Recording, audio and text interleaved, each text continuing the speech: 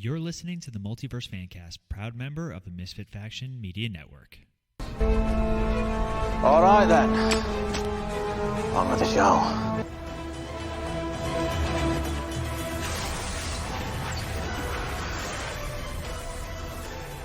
Hello everyone and welcome back to the Multiverse Fancast. Don't forget, if you guys are listening to us on the go, you could find us on Podbean, Apple Podcasts, Stitcher, Spotify, iHeartRadio, basically anywhere you get podcasts. You can also find more of our content on our website, themisfitfaction.com.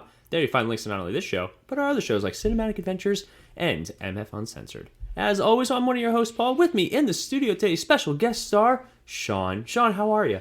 I'm good. Looking forward to this one, Paul. How are you? You know what? I'm doing okay. Doing all right. Excited to be here because, yes, this is a topic that Sean and I actually argued about which show was going to get it. That's actually very true. Either here or Cinematic Adventures, because Sean is a diva, and if it's not done his way... Not true. Not true. You actually won this one, so, how is it, I mean, no matter what, I always win. That's fair. That's always fair. So, this episode, we're talking about a film series that we grew up with that is still exceptionally relevant today, and is actually part of a multiverse of sorts, and we'll explain that in a second. But we are talking the original live-action Teenage Mutant Ninja Turtles. Not only the first one, but we'll talk about the second one, Secret of the Ooze, and the third one, Turtles in Time. Oh, man. So, buckle your seatbelts, because this one's going to get weird. I love it. I know you do. I love it. All right, so before we do that, the only little bit of news that I want to go over is, well, we did get a new trailer for Ant-Man and the Wasp, Quantumania. Did you see it? I have not. All right, so it gives us a better look at Kang, kind of what it looks like this movie's going to be more towards. But I'm excited for it. We'll be the first ones there. We'll see, and hopefully Marvel can step it up a little. Step it up a little. Get off to 2023 on a good note. Yeah, 2022. 2022 was not their best work. So yeah, we got that coming, and then what's the next one for Marvel after this? I don't remember off the top of my head. Thank you for putting me on the spot. No, I didn't mean to. I was just I'm trying to remember what else is coming out. 2023 Guardians. Oh yeah, Guardians is the next one. That's not till July? I think even later. I think usually Guardians was you would think that Ant-Man and the Wasp is going to be a good one. Mm-hmm. And then Guardians is... I would be shocked if Guardians is not good. Yeah. Because it's James Gunn. We've enjoyed both Guardians films, and it's going to be the last one. And the holiday special. Still have to not going to watch it, but... You haven't watched the holiday special? I didn't watch it. I didn't watch a lot of holiday stuff this year. I was bad this year. I'm kind of surprised. That's usually your wheelhouse. Yeah. It's like your thing. I love holiday movies. I know you love them. That's why I'm concerned. Not like Hallmark movies, but not Hallmark movies, no. And then biggest news now, we didn't get a chance to announce this because we recorded a couple of episodes in advance. So this news dropped in between, and I was not going to go in and edit an already done episode.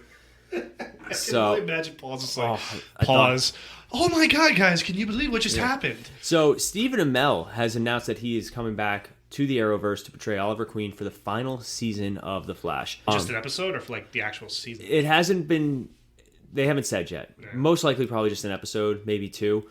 But they haven't said in what capacity. But of course, set photos are starting to leak of him in full costume. Yeah. Wasn't he dead? Yeah. Okay. So... I just can't... I'm just looking back. I'm like, wait a minute. Well, you got time travel. It's always a factor. So I think it's a good idea to bring him back. You can't imagine they wouldn't have. Yeah, it would have been kind of weird if they hadn't. Yeah. And then the Kid Flash, who I don't really particularly like, because I felt like there was a strange casting choice that they did.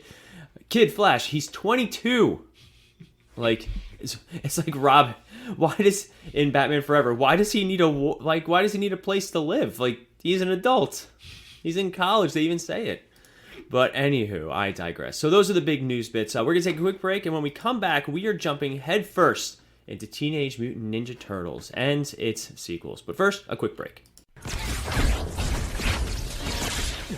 Hey guys, it's Paul, and the Misfit Faction is looking for your help. We are trying to grow not only our network, but also grow our brands, and the best way to do that is if you guys are looking to start your very own podcast. Maybe you guys have been listening to us for a while, maybe it's something you guys have always wanted to do, but you're not sure how to get started. If you go to podbean.com/misfitfaction, you guys will get a month of free podcasting set as a gift from us. So make sure if you guys are looking to start your own show, you reach out to us and go to podbean.com/misfitfaction.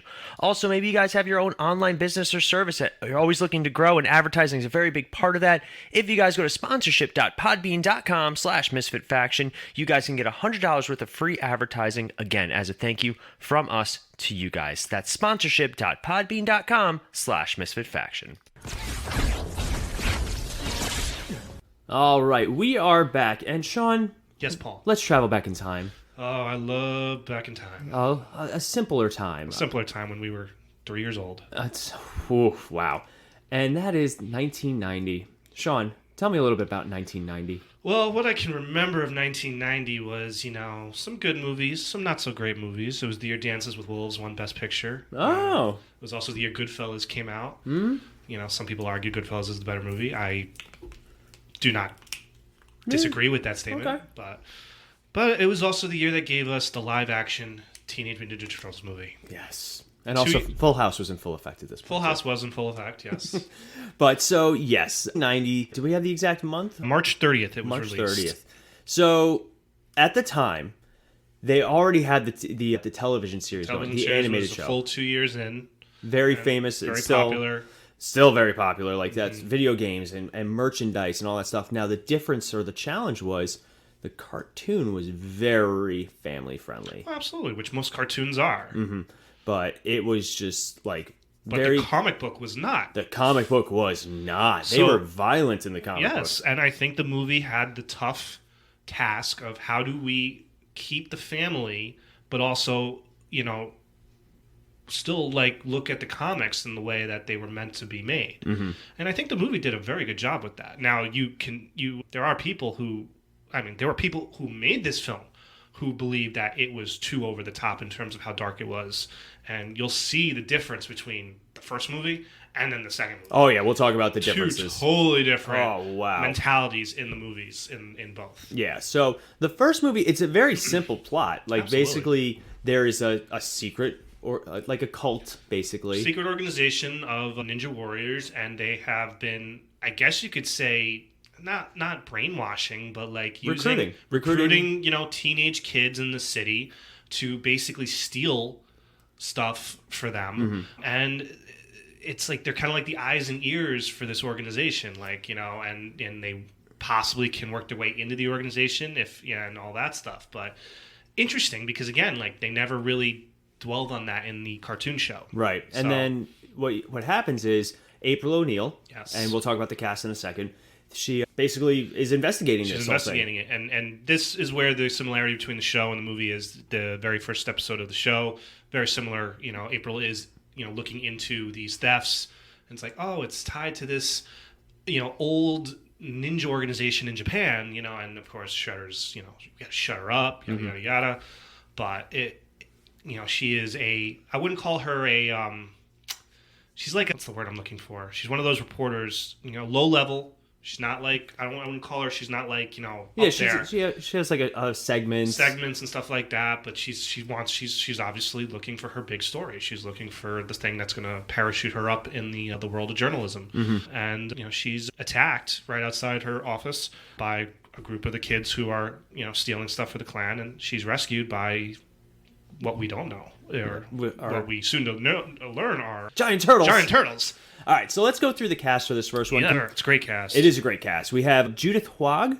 I think it's Hoag. As April O'Neil. And it's the only movie that she does. Yes, she does not return in the sequels. She's actually one of the voices that was not a fan of the way the movie was made. Mm-hmm. That it was, a little too over the top dark and stuff like that. She was very good. I enjoyed her. And I like the other lady who plays the character too. But I don't think the character of April was as good in the sequels as she was in this one. She was. I liked the Judith Hoag had a tenacity to her that was just, it worked for she also had, and it's like you said, she had a better story. They wrote her better in this one. They really didn't. She had nothing to do in the second one, really, in my opinion. And the third one, they gave her more to do, but even that was kind of as we'll get into when we talk about the third one. Here's the next one. Elias Koteas as Casey Jones. Oh, so good. I still quote Casey Jones to this day. You got to understand cricket. You got to understand Crumpet to understand cricket. It's he's a lot of fun in this movie. And he doesn't say anything bad about this movie. Oh, absolutely not. He loves that people still recognize him as Casey Jones. I mean, he is... Especially considering the level of disappointment we had with Stephen Amell as Casey Jones. So pumped. Like, we were so excited for that. It was perfect. We were could not wait for that. It was the most perfect thing. One of the biggest letdowns I've ever been a part of. We got Jay Patterson as Charles Pennington, the boss, and Michael Turney as Danny Pennington. I've never done anything else because I can't even click on him on Wikipedia.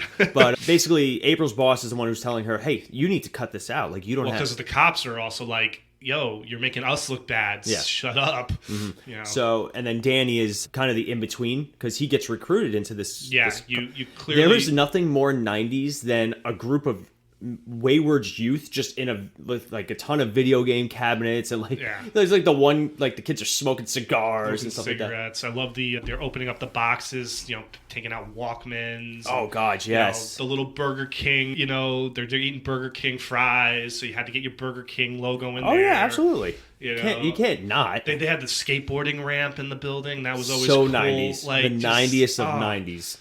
But they're kind of the link between the two stories. Yeah. We got Raymond Serra as Stearns, the chief of police. James Saito as Oroku Saki / the Shredder. Oroku Saki.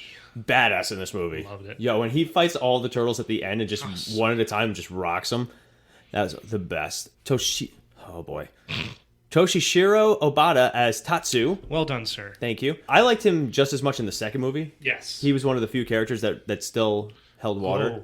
Play. Yeah. Have fun. Sam Rockwell. Yes. As one of the gang members. I remember this. Yep. You also had Skeet Ulrich and Scott Wolf. Scott Wolf, which I didn't know about, and I'm actually going to try and look for them next time I see the movie. I know, right? You probably can't see them as much, or maybe they just said, hey, we were in the movie. Mm-hmm. But so many kids. Sam Rockwell is the one where you're like, oh, I know him. We have a loyalty to the Shredder. I always like the one where he's recruiting someone at the beginning of the movie, and he goes, you got this, you got games, and the one kid's, you got any cigarettes? And he goes, regular or menthol? Yeah. It's like, what? Good job. All right, and now let's get into our turtles. So, now, the turtles all had 42 different people involved with creating them. Yes. But we'll go through the main characters. We have Leonardo, played by Brian Tochi. Now, this is the voices. This is the voice cast. Brian Tochi did the voice because... For those of you guys who don't know, there was the voice, and then there was the person in the actual suit. And they tell horror stories about being in those suits. Oh, really? They were like 60 pounds each. I can imagine. They were heavy. They were hot. And the best is, if you watch the movie, there are times where you can see inside the suit. Yeah. And it is horrifying. It's like going to Disney and seeing Mickey Mouse take his head off. Josh Pius as Raphael. Now, he was actually also in the suit. Yes. I think he's the only one that did both. Yeah. Corey Feldman is Donatello. You could hear it. Yeah. And he doesn't return in the second one. He returns in the third one. Which is weird. Yeah. But that voice, it's just, you can't not know Corey Feldman's voice. He's got one of those voices that's just like... Just hits you. Hits you. Robbie Rist as Michelangelo.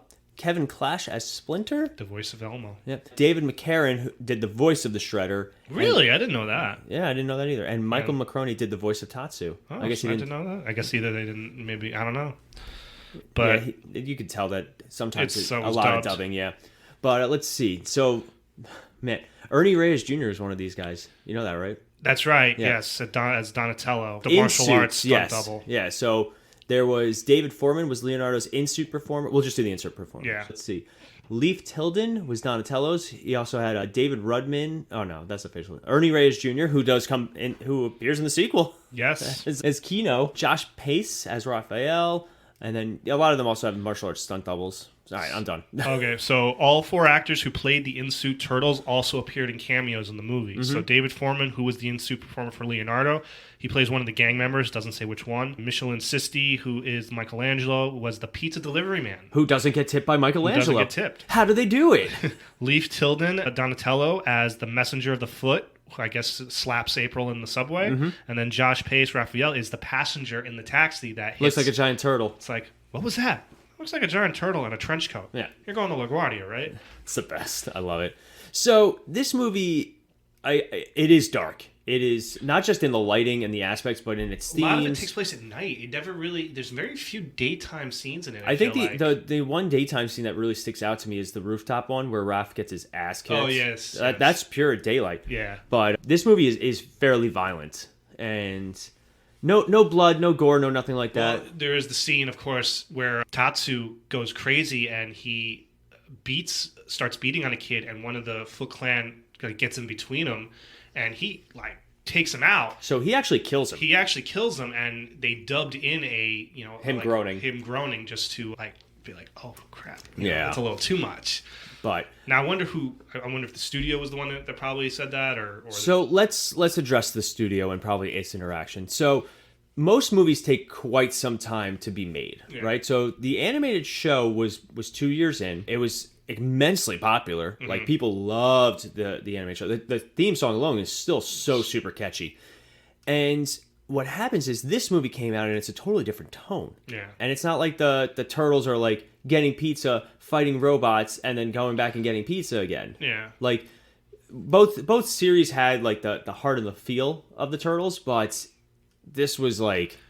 See, that's weird for me because, I remember watching this movie. I had to have been 6 years old.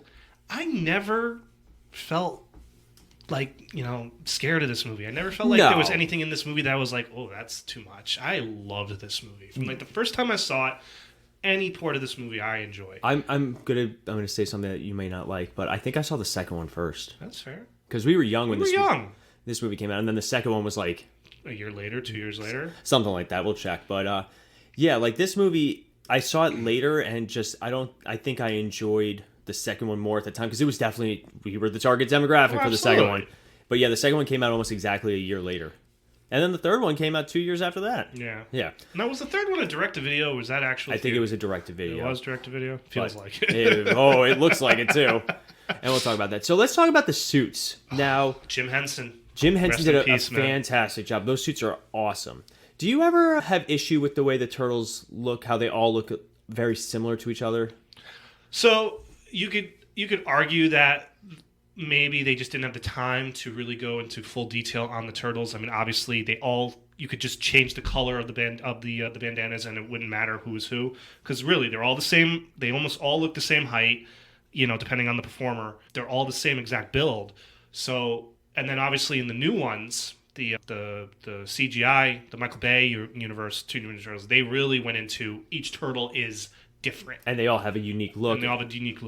I don't have a problem with it because in the cartoon, too, they all look the same except for the different color. So in the comics, they all wore red bandanas. Okay. Did you ever see they did a cartoon Turtles multiverse thing where the current Turtles and the old Turtles? Oh, really? Oh, my God. You got to watch it. Oh, really? Because they show a shot from the live action. Yeah. Okay. I highly recommend it. But the original Turtles, that's what they all looked the exact same because it was all in black and white too, and they all wore a red bandana. Oh, I didn't know that. Yeah. So the cartoon is the one that came up with the blue, I think lead, purple, and orange. But yeah, I definitely think that the Turtles they did the best that they could, and they each had their own unique personality at least. Oh, absolutely. You had, and they followed by the theme song. Yeah. Leonardo leads, Donatello does machines, Raph is cool but rude. Cool but rude, and then Michelangelo's a party dude. Party! Yeah. But so that's where the movie and the show didn't differ, was the personalities of the turtles. Oh yeah. The only where the movie really differed was the tone, was the violence, obviously, and just the overall look. Especially with Casey Jones. When did Casey Jones appear in the show? He only was in 2 or 3 episodes. Oh, okay. Yeah, so he wasn't big in the show. No. This movie made him more popular. I think they put him in the show again because of this movie. I loved his hockey mask in this. Oh, so good. Yeah, it's up there with the Freddy mask. Not Freddy mask, the Jason mask. I was gonna let you. You were double back to that. As I said it, I was like, God, I need to stop doing this. But they actually kill, or quote unquote kill Shredder at the end. Yeah. Casey Jones crushes him. Okay. Let me. You don't see the actual head crush. You see the helmet. The helmet crush. So just to be fair, let's just he just. I Tatsu now lead. Oops. Oh man, but that ending fight scene is still probably one of the best. And the Splinter is so well done. It's just it's so believable to me. Oh yeah, Like, I it still love holds up. It does. The suits hold up. I mean, this is what Jim Henson's workshop did. I mean, it's you look back on what movies they worked on and the accomplishments that they were able to do. And Jim Henson never got the love, I feel, unless it was a Muppet project, a Muppet or Sesame Street project. You know, if you watch The Dark Crystal, I tried watching it. It's amazing what they did. It's just the story doesn't do it. Doesn't hold up. Then you got Labyrinth, which is definitely a much more kid-friendly project. And again, just unbelievable with what they were able to accomplish. So, like, they are so immensely talented, the Jim Henson Workshop, and what they did here is fantastic. So I really like, just as said, they don't get the credit they did. Like, when you think Jim Henson, you think the Muppets. Of course. You know, it's just Fraggle Rock. Fraggle Rock. You know, the Muppets or Sesame Street. That's what you think of. Not many people go like, oh yeah, Labyrinth or, you know, Dark Crystal. I think nowadays more people would. I think they're gaining. I think it's definitely both projects have really kind of regained cult status in terms of, you know, popularity, especially Labyrinth after David Bowie passed away. I mean, now it's like, you know, everywhere you look, there's something Labyrinth. Or Dark Crystal had a new show on Netflix. That's why I would love them to redo the Turtles with these, like, just like not the exact suits, but go back to this type of look. Yeah, so that's always been the big debate, right? Especially when George Lucas and Episode 1 came out. Yeah. The idea of CGI versus puppets. Yeah, And it's sometimes it works, sometimes you have to. I agree. You know my argument on CGI. I don't dislike CGI. I think CGI has done so much for the film industry, but there's a point where it's just like, that's a little too much. I still say Jurassic Park always had the best balance. Absolutely. The first one. Oh, absolutely. Yeah, because I was watching Jurassic World the other day, the first Jurassic World, Jurassic which World. I still enjoy. It's a good one. I still enjoy that movie, but like you can tell it's practical versus not practical, and Yeah. I think that something about having that person there, and then also you get to showcase the martial arts skills of some of these actors. They are fantastic. Like the fight scenes are all really good. Yeah. We're gonna talk about the fight scenes though in the second movie in a second. But I was just right here. The turtle costumes were created by the Jim Henson Creature Shop in London. Mm-hmm. Jim Henson said that the creatures were the most advanced that he had ever worked with. They were first made out of fiberglass and then remolded out of clay. They were produced as molds to cast the whole body in foam rubber latex. And work was completed within 18 weeks. That's wild. So, and many major studios like Walt Disney, Columbia, MGM, Orion, Paramount, and Warner Brothers turned down the film for distribution. They were worried that despite the popularity of the cartoon and the toy line, it would be a box office disappointment. Now this movie, because again, this is before adaptations of certain properties were like as big as they are now. Yeah. This movie had a budget of $13 million. $13 million and grossed more than 200. Yep. That is wild. This movie did fantastic. $135 million in North America and over $66 million outside North America for a worldwide total of over $200 million, making it the 9th highest grossing film of 1990. Mm-hmm. And the reviews were mixed for the most part. I think Turtle fans were more into it. Oh, absolutely. But it's weird because like I didn't realize that the Ninja Turtle fandom was so passionate. Remember when Michael Bay first announced that he was doing Turtles? And those movies, they're not great, but like I can watch them. The first one is watchable. The second First one's one is just watchable. not. The second one, ironically, I think they did more to honor the source. Mm-hmm. You know, they put in Bebop and Rocksteady. They changed the look of the turtles so that they did look all very different. Mm-hmm. Like Donatello was very skinny. Raph was a little bit bulkier. But the first one was solid. But like, remember when they were saying all these things that they were going to do different? Yeah. And they were going to be aliens. They were going to be aliens. And then what was it? Shredder was originally William Fichtner. And they reshot all that stuff. That's right. Because he was supposed to be the original Shredder. And then they were like, no, it's this Japanese guy. Yeah. It's reshoots. So bad. Reshoots, all the reshoots. But, and then Megan Fox. That was up there with the, remember when G.I. Joe was being made and they're like, oh, we're going to make it an American, not an American, a worldwide organization. Yeah, and they were like, wait, that's not G.I. Joe. We got to do that series at some point. That's true. Yeah, I thought about asking if you wanted to do that. But, know. so... All right, stop. Let's go. G.I. Joe now. No, yeah, we're going to go do G.I. Joe. Excuse us. But, no, let's talk Ninja Turtles 2. The secret of the... All right, so this movie was directly impacted by the amount of parents that were less than satisfied with the dark tone of the first one. So now, let's go back to the early 90s. What other shows were happening at this time? 1991-ish? 1991. Shows or movies? Shows or movies. I mean, you had all the ninja movies were coming out at that time. You have Three Ninjas, I think was a couple years later, 93, Surf Ninjas. You had that big ninja craze that was probably started by this. And then exasperated by a little show called Power Rangers. And Power Rangers was one of the first shows that parents were like, this is too violent. Like, it's true. Like, the culture of America shifted where, I know, you watch that now and you're like, this is too violent? Thank God for my parents were never just that focused on that stuff. Like, they knew what I couldn't watch. They determined at an early point, he cannot watch this, but he can watch this. We have enough faith in him that he will not be swayed by something he sees in this. And for the most part, I wasn't. You're totally normal and well-adjusted, Sean. Oh, thank you. I appreciate it. But, so, this movie does come out, and the tone is totally different. Yes. The Turtles do not use their weapons in this movie. There is only one exception, and that is when Donatello knocks out the two guards, or has them knock each other out. But yeah, for the most... And then I think he hits one of the big turtle with the bow, and it's like shaking, and he's like... But, yeah, they don't use their weapons at all. They're trapped in a net, and they're like, how are we going to get out of this net? You have swords! You have swords in your back. My God. Like, it's wild. And the best, one of my favorite things, and this was pointed out to me during, like, I think an Honest trailer pointed this out. There are so many times where there's like Foot Clan members in the background. Mm-hmm. Like, there's a fight in the foreground, and in the background, you just see them doing ninja moves in the background. There's nothing else going on. I gotta rewatch that. Oh my God. In the scene where... So basically, the whole idea is Shredder is back. He's still alive. He survives the crushing. And he wants to... A, he wants to rebuild the Foot and get revenge on the Turtles. But also, B, he decides to do that because I think April is investigating a chemical spill. Which is using the ooze that caused the Turtles to become what they are today. So they decide they're going to get rid of all of it. Yeah. And there's one canister left. And... Shredder and the Foot Clan steal it because they want to make their own, basically their own. And everybody wanted them to be Bebop and Rocksteady. So we got Toka and Razor. Yeah. So Shredder creates this whole, like these two, what is it, a wolf and a snapping turtle? Pretty much, yeah. But the scientist who they kidnap makes David Warner. Yeah, makes them, like, dumb. Yeah. Puts them at child level. They're babies! Yeah, still so good. So let's talk about, we have Paige Turco taking over the role as April O'Neil. Yes.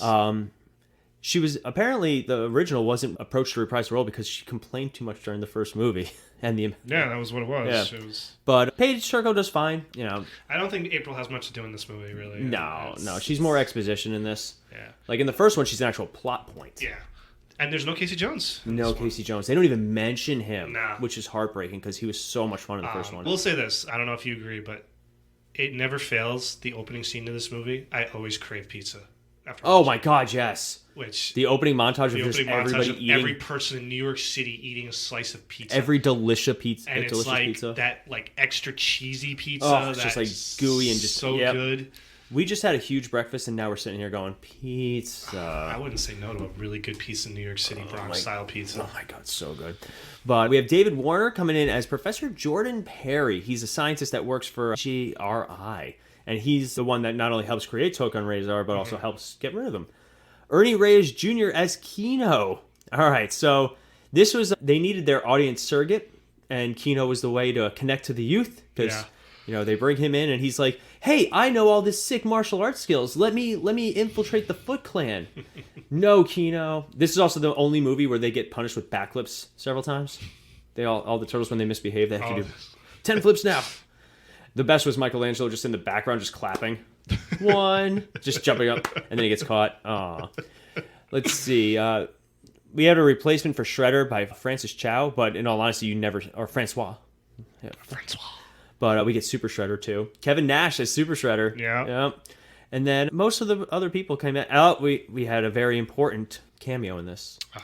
Vanilla Ice as himself. If you want the 90s, there you go. Yeah. Wow. But and the voice cast, two of the four are back, Brian Tochi and Robbie Rist as Leonardo and Michelangelo, respectively. Adam Carl is the voice of Donatello in this one, and Laurie Faso as Raphael. Don't know really anything about them because There's nothing about them on Wikipedia. Kevin Clash returns as Splinter. Mm-hmm. And then the voice man himself, Frank Welker, as the voices of Toka and Razor. So Yeah. he does any animal voice, any type of voice you could ever think of. Toka and Razor, how cute. Yeah. So basically, it's just a revenge movie. And they use the ooze to create monsters to fight the turtles. And the turtles win, and it's all happy and go lucky and all the fun stuff. But yeah, this movie, I remember watching it as a kid, and I remember loving it. Now I watch it, I'm like, it's just not as good as the first one, but it's still enjoyable. It's still watchable. I every now and then I click on it because it's on, I believe Netflix has all the Ninja Turtle movies. So every now and then I click on it to watch it and stuff like that. And it's a snapshot in time, and that's why I like it. You know, that early '90s. Just this is when the cheese was really jumping in. Yeah, pretty like much. I put especially this one. This is the most kid friendly of them, I want to say. Even the third one has a little few moments where you're just kind of like, oh, dark okay. humor. Yeah, that's dark. Well, I mean, in all honesty, it's about colonialism. True. Like, they don't play around with stuff like that. But this movie, the budget was $25 million, so it had a slightly higher budget. Yeah. And then only grossed $78 million though. Not still pretty good. Oh, it's still a good, but good nowhere gross. near as good as the original was. I agree. But what was it? You got this. Generating theatrical rentals of $41.9 million. It was a success at the U.S. and Canadian box office. It was the second highest grossing independent film ever behind the original. Did not do so well overseas. That's about it. And, it received mixed reviews from critics, as you would expect. And, again, I really fully believe it's a worthy sequel. It's not nowhere near as good as the first one, but it's there. It's there. It holds exists. up. It's fun. It's a good kid-friendly movie. What it was supposed to be. Mm-hmm. Does the job. Doesn't break any rules. And, it's just fun to watch. Now, let's talk about one that wasn't fun to watch. It has its moments. It has its moments. It's a guilty pleasure. It is definitely a guilty pleasure. And that's Teenage Mutant Ninja Turtles 3. It's not Turtles in Time because that's an actual video game. That was the video game. Okay. Yeah. So it's just called Teenage Mutant Ninja Turtles 3, and it was released into theaters. Oh, okay. I thought it was direct also. So this movie, because when we run out of ideas, what do? Time travel. Pretty much. So this movie has the Turtles going back in time after April accidentally switches places with a samurai. Now, the time travel rules are so weird in this, like, because this one makes me cross my eyes thinking about it, because, like, here's your timeline. It's a straight line, and things happen.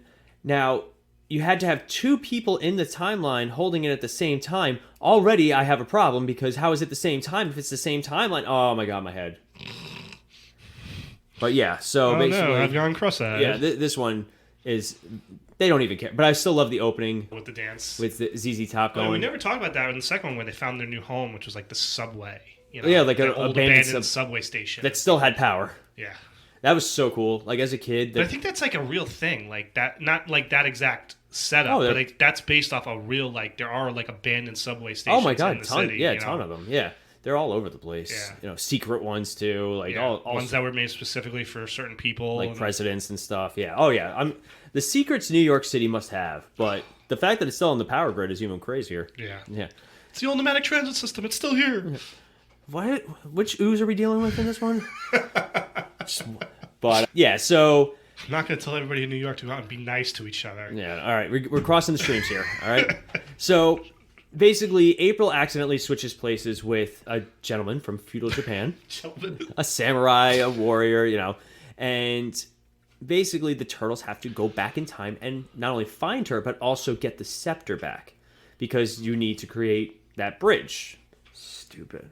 So stupid. Well, they don't have to get the scepter back because they had the scepter. Like, they just have to use the scepter on that side. They lost it. Well, they lose it back then. Yeah, so they go back just to go and get... And they just happen to have four, other... It's so ridiculous. Oh, God, this movie is so ridiculous. The animatronics are rough. Yeah. Like, the suits don't look nearly as good. They're definitely, I think, a cheaper way of making them. Definitely. But it's funny because I liked the texturing because they looked a little bit lighter. Mm-hmm. So, but let's go through the list really quick. Paige Turco returns as April O'Neil. Elias Koteas returns as Casey Jones and Wit. Yeah, he plays a character back in time called Wit. And they never really address if, like... He's a descendant of Casey Jones, or... And doesn't Wit turn into a bad guy? I don't know if he's a bad guy, but But he also kills Walker. Yeah. Yeah. But yeah, it was very confusing. Stuart Wilson is the bad guy in this, Walker. I liked him. I liked him too. That like British, you know, like... Do you know what the worst scene of this entire movie is? What? Worst scene. Is when he falls off the cliff. And it's just like... He's superimposed on this background, and he falls. He just disappears, and you hear a splash. You don't see the splash. Like, nothing happens. It's the worst effect you could possibly imagine. It's a Superman 4 effect. Oh, it was painful. It was so painful. Even as a kid, Paul was like, that's fake. That's not real. No, that's not that thing. But, yeah, I mean, the movie it's definitely also, you know, there's a reason it was the last one that they did. It had it wasn't like a huge disappointment. Like, it was $21 million budget. Walked out with 54.4. Yeah, I mean, you're gonna get the kid audience this movie. It's you know, I'd be shocked if it not made at least its money back, but it's just it's a stupid story. It's nothing really crazy in terms of the, you know, the fighting or anything like that. There was no like amazing, you know, scenes of them, you know, really going crazy like it's in the first one. It was just a typical time travel story that you just had the turtles in. It really didn't really offer any much more than that. You know? But it's Casey Jones makes his triumphant return just for it to be stupid. Corey Feldman comes back as the voice of Donatello. Mm-hmm. Yeah, it's really not that good, and unfortunately, like, yeah. But they did get to have Casey Jones be a babysitter and introduce them to televised hockey. Hockey! Yeah. It is rough. It is painful. Now, really quick, we won't talk too much more about that third one, but let's Star City ratings, the Turtles movies. Oh, God. The first one, I'm going to give a 3.5 out of 5. It is super solid. I gotta sneeze. It's happening. You got it. Here it comes. Oh. Excuse me. I'm not editing that out. But anywho. So, the first one is a solid 3.5. I think it holds up, which is always an important thing. Mm-hmm. It's dark. It's gritty. I think it's only grown on me as I've grown. And then the second one I'm going to give a 3 because it is above average just because I enjoy it and I think rose-colored glasses. And then the third one I'm going to go just 2.5, maybe even a 2. Yeah, I could still watch it. Oh, it's watchable. You know, it's not god awful, but it's just, you know, it's watchable. I'll still watch it before Out of the Shadows. Is that the second Michael Bay one? Oh, yeah. At least you had a possibility of knowing that. I'm pretty sure, yeah. But I'm going to go on the first Teenage Mutant Ninja Turtles movie. I'm going to go 4 out of 5. Ooh, solid. I love this movie. I think it is just so underappreciated. The tone is fantastic. The fight scenes are fantastic. The costumes are fantastic. The acting is great. Anytime I can watch this movie. No issues. The second one, I'm going to go 3. You know, it's a solid step down from the first one, but it's still, you know, a watchable movie. Because, again, we grew up with it. It's... as you said, rose-colored glasses, it's movies that you watch as a kid. It is easier to stick with them as you get older. Mm-hmm. It's very hard. Like, if you were showing someone that movie for the first time as an adult, they probably wouldn't be able to sit through it. It'd probably be very hard to. And then the third one, I'm going to go 2 as well. It's there. If I'm bored and I just, you know what, let me just find a crappy movie to watch, I can watch it. But there's nothing about it that I'm like, I need to see this movie right now. That's fair. You know, there are moments in Secret of the Ooze where I'm like, I like this scene. I can wait for it to happen. There's really no scene in the first one and the third one where I'm like, all right, let's sit through this, you know, for a little bit, and, you know, we'll get to that, and then I'll stop it. No. Maybe the opening scene. That's fair. I'll give you that one. That's about it. All right, so let's wrap it up. We have our Fan Feedback Friday. This one was just a fun one that I've had no real thought behind. This week, your superhero name is the color of the shirt you are wearing and the last thing you ate. What is it? So right now, Sean would be gray breakfast. I like that. Yeah, I know. That's actually not bad. I have black protein shake, the red Jocko, black mac and cheese, black pizza, and the gray cashew. I like the black protein shake. That's classy. But don't forget, guys, if you want to participate in Fan Feedback Friday, it's super easy. You go to Facebook, go to the Multiverse Fancast, like our page every Friday around, usually between 8 and 9 a.m. Eastern Standard Time. You'll see a Fan Feedback Friday pop up. You can also find us on Instagram, Twitter, TikTok. Just type in the Misfit Faction. Odds are you'll find some of our stuff. And if you want to hear more of Sean's sultry voice, you can go over to Cinematic. Hey. Wow, never mind, guys. Just go. Just leave. No. You can go over to Cinematic Adventures to hear more from him, and even MF Uncensored. Every once in a while, you'll hear a little appearance by Sean. Hey. All right, then. But thank you, Sean, for jumping in. I appreciate it. I didn't have much of a choice, but I appreciate it. Yeah, we did this episode before Cinematic, so I know. That was smart. All right, that is going to wrap us up for today. As always, I'm Paul. I'm Sean. And we'll be back in a flash.